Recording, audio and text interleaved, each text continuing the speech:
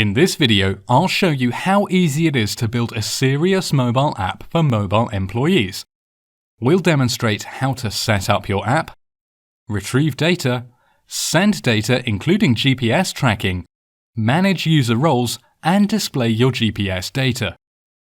Let's start by changing the application name to Site Inspector. This app will allow mobile employees to make reports from sites they visit. The basic way to use Kinetize is to drag and drop widgets.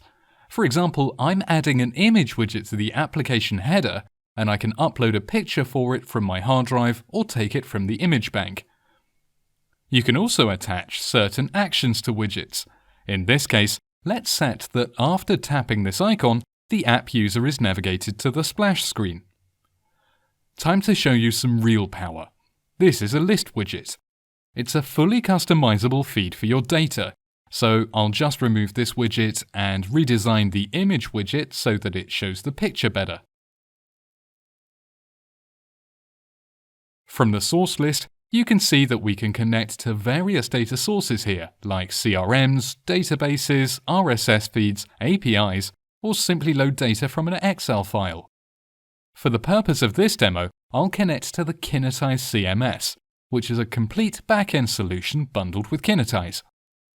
So this data is coming straight from the CMS, which you can access at the same time as building your app. Let's modify some data in the CMS and then pull to refresh. See how it works? The list widget and the CMS are perfectly synced. Now let's go back to the CMS and delete all the rows in this table except the first one by selecting them, then clicking More Options and selecting Delete. Refreshing the list widget confirms that the data is gone. So then let's add a form widget to the app screen. This widget will send data from the app back into the CMS, into the same data table we just used. Now let's just add a photo taking widget. And we also need to set the form IDs for this and the text field above it to correspond with the column names in our CMS table. To add some more information, let's add users' GPS coordinates each time this form is submitted, which I configure in the request settings. If we're using location data, then we also need a default map pin image. So let's define it here, and I'll upload a custom file from my hard drive. Okay, that's all set up, so let's check it out. The editor works as an emulator for your app whenever you click the right mouse button, so you don't need to switch to preview mode. Say cheese! Great! As soon as we click Send, the data from our app is sent to the CMS. Click Refresh on the table, and you can see a new row has been created with all of our data inside. Let's add more power. I'll go back to the splash screen and add a login widget. Okay, to log in, we need to have a user in the CMS, so let's go to the Users table and create one really quickly with some basic credentials. Now, if you try to log in with the wrong credentials, you get an error and the app won't let you in. Double check with the correct details and bingo, we're in.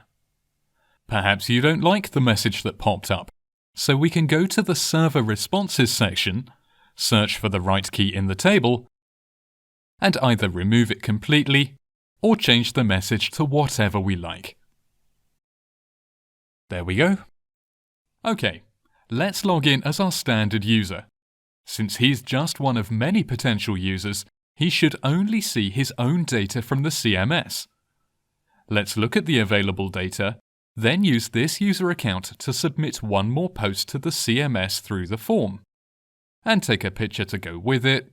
There we go. Once that's sent, and I refresh the table, you can see that we've captured the details of the user who created it. We can now filter the items displayed in the list widget by user. To do this, we select the list widget and edit the request settings. Change session ID to _author here and click Save. The list automatically filters its results based on the logged in user.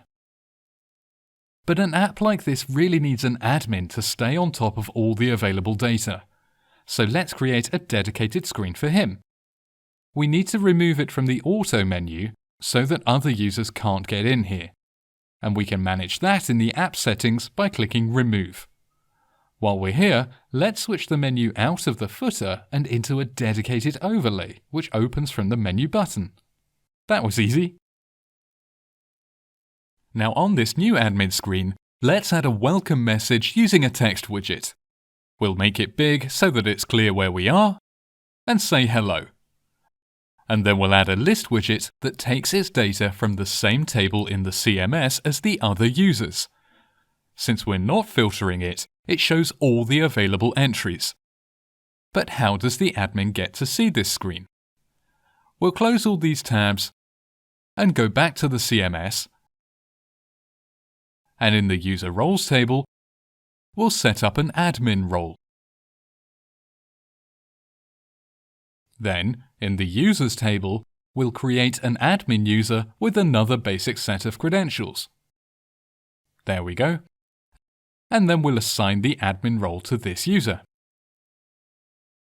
We also need to add a condition to the login button so that if the user that's logging in has an admin role, then he's taken straight to that admin screen instead of the default screen. Let's check that this all works the way it should. Log in as a regular user first, and we're in the main screen with our filtered list. Let's leave that screen and log in as the admin, and we're taken straight to the admin screen with full data access. Remember that we added location data to our table? We can also display a map with all those locations marked on it. All we need to do is to make this map widget retrieve data from the same table in the CMS.